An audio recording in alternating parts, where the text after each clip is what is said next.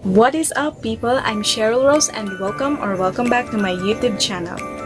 I am back again with another video, and this time this is a tutorial video, and this is requested by Sir Jemark of Gemini Playlist. He is our featured channel for today, so guys, please check out his channel and do subscribe. So in my last video, one of the tips that I have shared with you is creating a compelling thumbnail.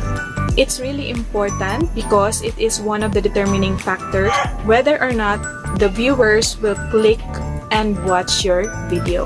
Kaya ganun ka-importante na makagawa tayo ng mga clickable, compelling at saka attractive na mga thumbnails. So, if you are interested to learn how to create a YouTube thumbnail using your smartphones, please keep on watching.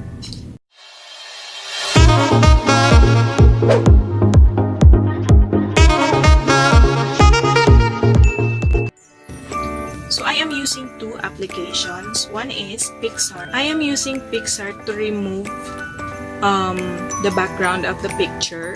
Then the other one is the Pixel Lab. I'm using this one to put texts on the thumbnail and other objects. I-open lang natin yung Pixar.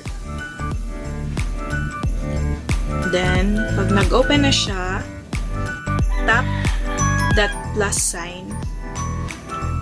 Then, hanapin mo lang yung picture na gusto mong gamitin para sa thumbnail. Ayan. Then, tap itong parang gunting. Then, person.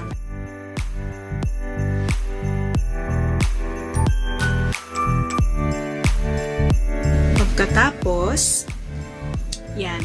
Nasa-select na niya yung buong person. Tapos, pag hindi pa refined yung edges niya, pwedeng i-manual. Yan. Pwede mong i-adjust yung size at saka yung hardness ng brush. I-highlight lang natin yung mga parts na hindi na-highlight. Then,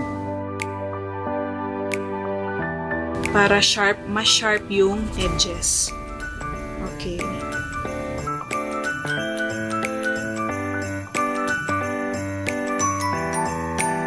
Dito na tayo sa fingers.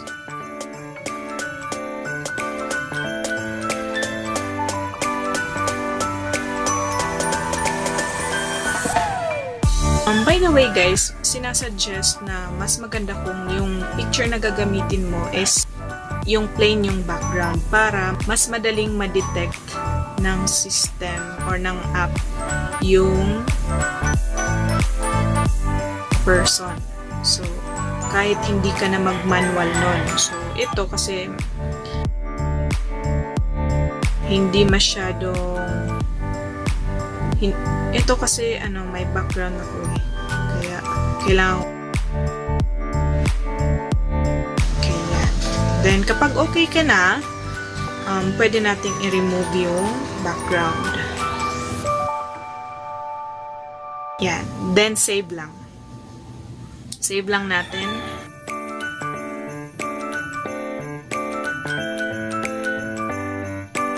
Tapos, save. Then, save to gallery. Done. Then, i-open na natin yung Pixel Lab. Sa Pixel Lab, dito na tayo magdadagdag ng mga text at saka mga objects kung anong gusto nyo. I-tap lang natin yan, yung tatlong dots. Then, image size, hanapin mo lang yung YouTube thumbnail. Tapos,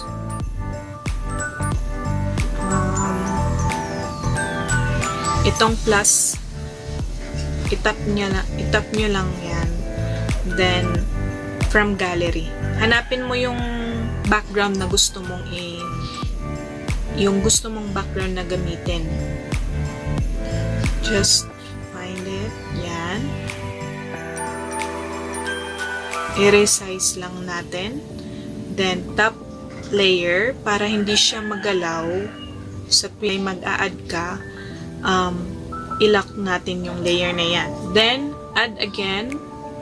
Dito, i-insert na natin yung picture na tinanggalan natin ng background. Yan. Tapos, ilagay lang natin sa center. So, pwede natin yan pwede yung position niya. Meron yan dyan sa may parang hexagon. Then, ilak natin. Ay, wait. Lagyan muna natin siya ng border. Kung gusto nyong lagyan ng border, meron dyan stroke. Hanapin natin yung stroke. Yan.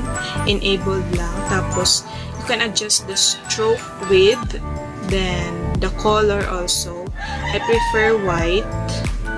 At saka, pwede ka rin maglagay ng shadow kung gusto mo. Pero, yan. I-adjust mo yan.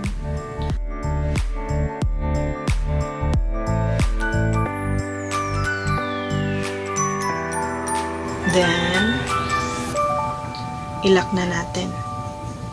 Okay. Ngayon, pwede tayong mag-add ng text. Edit lang natin. Grow your channel fast. Tapos, pwede nating i-change yung kanyang size. Yan. Hanapin nyo lang dito sa yan. Then, pwedeng i-edit din yung kanyang font style. Pwede natin lagyan ng stroke, ng shadow. Pwedeng ibahin ang kulay ng stroke. Yan. Then, pwede din natin tong i-arc. Arc pa, tama. Yan. Parang semi-circle na style. Yan. Then, pwede mong i-adjust yan. Pwede lagyan ng yan, 3D. Ito. Para magmukha siyang yan. Pwedeng ganyan, pwedeng baliktad. Pwede din, anong gusto nyo. Pero okay na ako dyan. Then, i-center lang natin siya.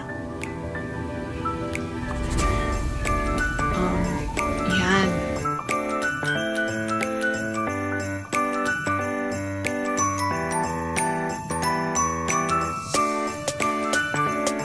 Itong picture natin, pwede siyang i-edit. Ilagay natin siya sa top layer.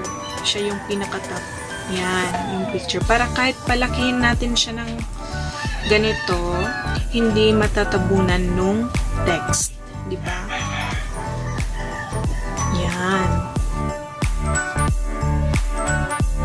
Yan. Ilak na natin. So, pwede tayong mag-add ng iba pang text. Lagay tayo dito ng 1,000 subscribers. 1,000 subs. Then, palakihin lang din natin. I-edit lang natin yung style.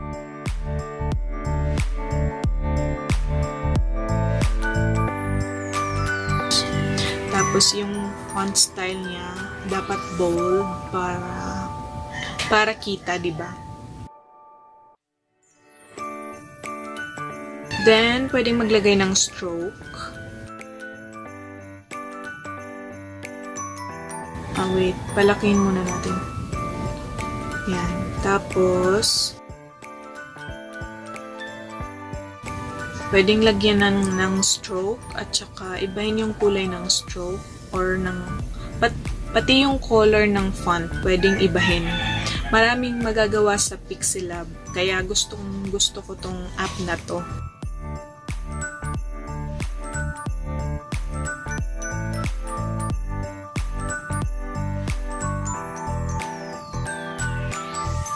Pwede tayong maglagay ng 3D shadow para mas magmukhang attractive siya.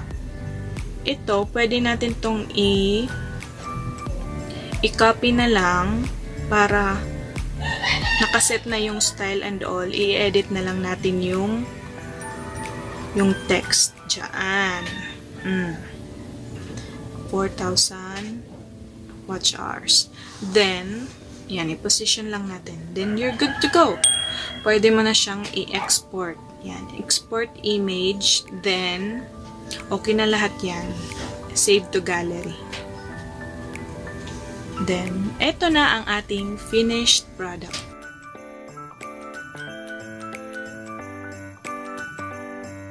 Tadaan! So, yun lang guys. Thank you so much for watching. I hope na may natutunan kayo at na-enjoy nyo yung tutorial natin. Again, if hindi ka pa nakasubscribe sa aking channel, please click subscribe and hit that bell button para updated ka sa mga ganitong videos ko. If you enjoyed this video, please like, share, and comment down below if you have any requested videos in the future. Thank you so much for watching and see you on my next video.